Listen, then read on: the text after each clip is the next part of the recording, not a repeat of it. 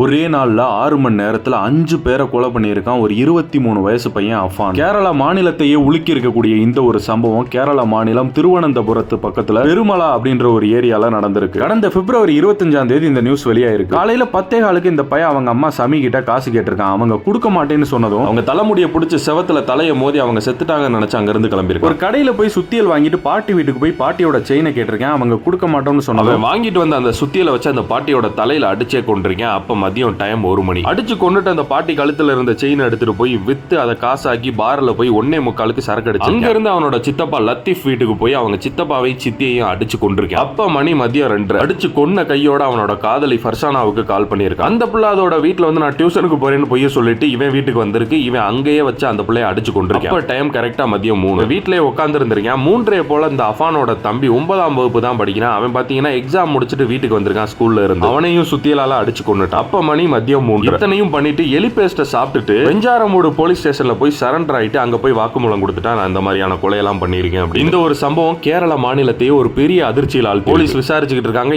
என்ன காரணம், எதுக்காக அவன் பண்ண அப்படின்னு.